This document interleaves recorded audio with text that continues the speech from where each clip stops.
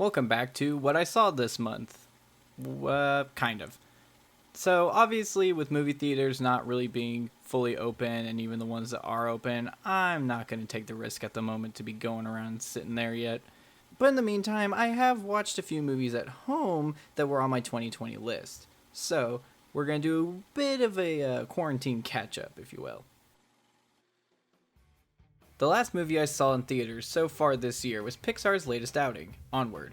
Onward gives me mixed feelings. I do genuinely enjoy the movie a lot. I think the comedy works, the pace is overall well timed, and of course, the emotional parts hit you when they need to. However, this is Pixar. Sure, they gave us Cars and Cars 2, but they also gave us Toy Story, The Incredibles, WALL-E, Inside Out, and Coco. I think this movie lands in the middle of their catalog. The story is pretty standard, the development isn't anything new, but god damn it, when they want the waterworks to get going, they really pull it off. I can't even explain why, it just gets me. Pixar is just the masters at it. Just like I said, it may not be their best film to date, but it's still fun and worth the watch.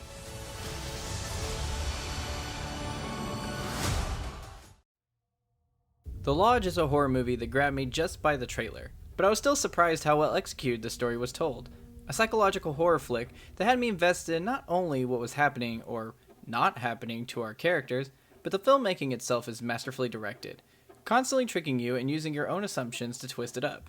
The performances by not just Riley Keough, but the children actors do pretty well themselves. You can at first look back and think certain character choices have that, well, that's what they get, but at the same time, they couldn't have known how serious things would get. Although I will agree, play stupid games, win stupid prizes. The visual storytelling is top-notch, and the last act leaves you tense until the very end. Constantly creepy and horribly horrific, check this one out as soon as possible.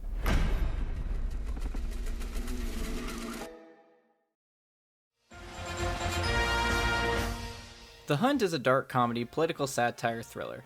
A lot of its advertising was used on its controversial reputation, with people on the internet and even the White House. Is it worth the hype? Not really. Not to say the movie is bad, far from it. It's actually quite enjoyable.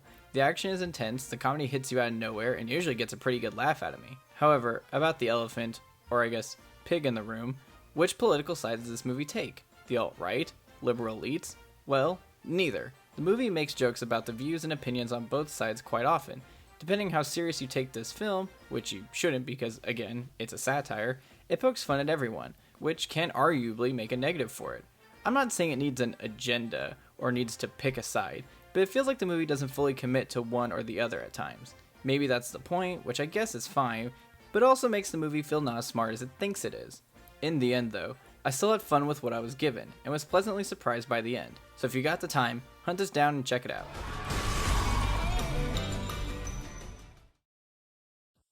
First, he was a wizard. Then he was a farting corpse. Now he's a man with guns for hands. Come one, come all, watch this insanity that is Guns Akimbo.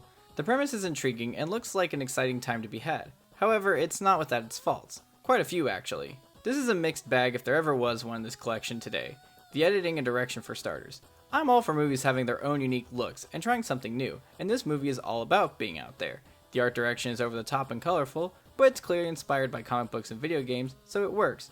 But in video games and comic books, you're usually able to tell what's going on in the fight scenes.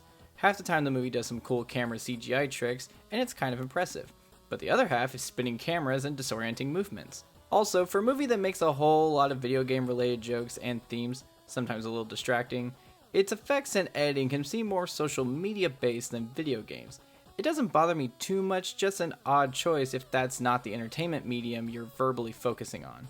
Sure, it's commentary, but just because it is commentary doesn't give the excuse that it's kind of surface level commentary. Lastly, the story. Honestly, there's plenty of cliches to go around, and even when one or two things takes you by surprise, there's already been 5 or 6 things you already rolled your eyes at. Oh, and before I'm done, I don't know if this is supposed to be on purpose, but Jesus Christ, if you're filming your extras for something that takes place in at least 2 to 3 days, can you change the camera angle or have them change clothes? If you see the movie, you'll know what I'm talking about. But if this wasn't something you were already excited for, I can't recommend it too much. It's got some good laughs here and there, but besides the visuals, not a lot to stand out. I'm gonna let you pause and skip spoilers real quick if you don't want to hear this bit. Okay, starting spoilers. How the fuck is he alive? Because they make a big fuss about his extreme lack of blood and everything, because he's been shot in the neck and gut. But then if you fade away, then cut to him perfectly fine in a new location, you don't have to explain it, I guess. I only bring attention to it because the movie bothered to. Plus, now he's a little Billy badass who's gonna go hunting for the rest of Schism with no backup. Maybe they planned a possible sequel, but I highly doubt that's gonna happen.